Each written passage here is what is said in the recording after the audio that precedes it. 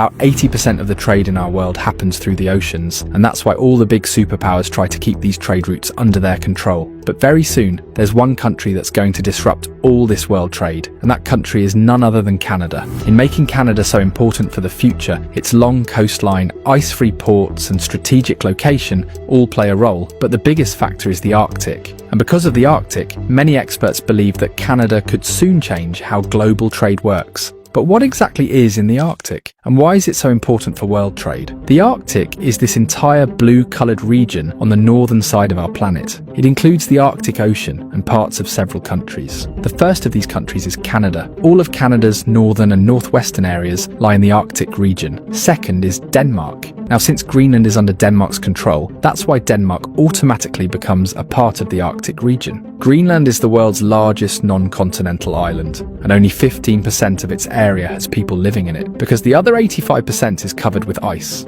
Third on the list is Iceland. Now, technically, this country is right on the boundary of the Arctic Circle, but two of its islands, Grimsey and Kolbeinsey, are inside the Arctic Circle, and that's why it becomes an Arctic country. The fourth Arctic country is Norway, and nearly half of its land, about 50%, lies within the Arctic Circle. This includes the Svalbard and Jan Mayen Islands, which are also part of Norway. The fifth Arctic country is Sweden, with a significant part of its territory located within the Arctic Circle. Right next to it is Finland, the sixth Arctic country, whose northern region also lies inside the Arctic Circle. The seventh country is Russia, which shares a 15,000-mile-long coastline with the Arctic Ocean. 50% of the entire Arctic region's population lives in Russia, because almost all of Russia's northern part lies inside the Arctic Circle. And the last one on the list is the United States of America, which became a member of the Arctic region in 1867 when it bought Alaska from Russia. Now that we've understood what the Arctic region is, the next question is, why is this area so important for global trade? The simple answer is that once the ice melts, new shipping routes will emerge here that could completely change the map of the world's economy. Out of all the trade routes in the Arctic, two are the most important. One is the Northwest Passage, and the other is the Northern Sea Route. The Northwest Passage is a shipping route that connects the Pacific and Atlantic Oceans. This route can greatly improve trade between Asia and North America, and it's also much cheaper than the current trade routes. Throughout history, humans have always looked for better trade routes between Europe and Asia. It was during one such search that in the 15th century, Christopher Columbus sailed through the Atlantic and ended up discovering America.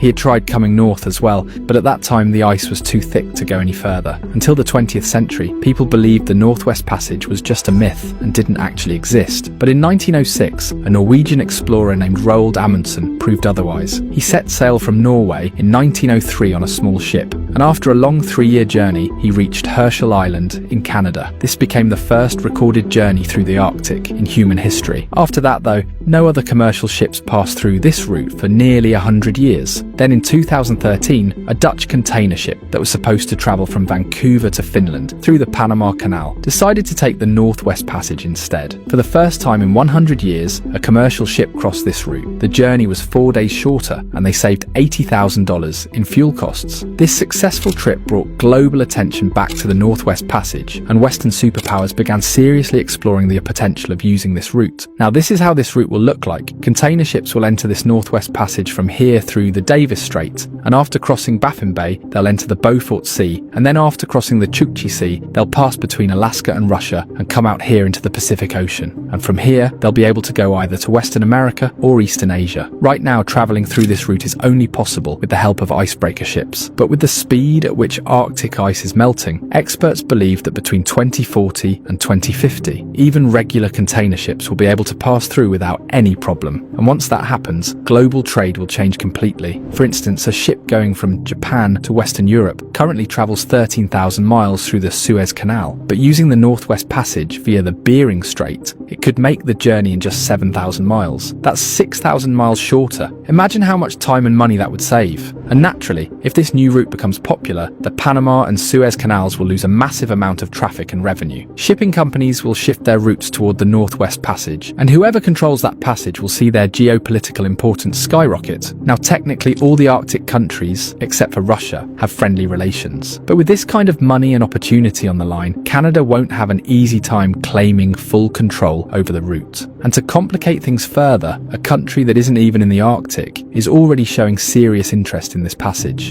And that country is China. China's economy depends heavily on manufacturing and exports. Right now, Chinese goods travel through the Strait of Malacca, then the Indian Ocean, and finally the Suez Canal to reach Europe. It's a long route filled with choke points that could shut down trade in a crisis. That's why China sees the Northwest Passage as the perfect alternative. In fact, China has already started moving in that direction. In 2018, Chinese officials officially declared China a near-Arctic state, and in 2023, China sent its own domestically built icebreaker ship to explore the Arctic region. Now, China has publicly stated that it will respect international laws governing Arctic routes, but in the world of geopolitics, nothing is ever certain. And interestingly, China isn't even Canada's biggest obstacle here. The country giving Canada the most resistance is actually its close ally, the United States of America. This is surprising considering the long history of friendly relations between the two countries. But on this issue, they're at odds. Canada argues that the entire Northwest Passage belongs to it, since the route runs through Canadian waters and along its coastline. But the US disagrees. Washington says the route should be treated as an international waterway, open and free for all ships. That's a big loss for Canada, not just economically, but also strategically. There's another issue too. If the route is made free for everyone, and a ship gets stuck in the ice or runs into an emergency, there's no other country close enough to help. Canada believes it should be given full authority over the passage so that it can take responsibility for safety and offer support to vessels, just like the Suez Canal or Panama Canal authorities do.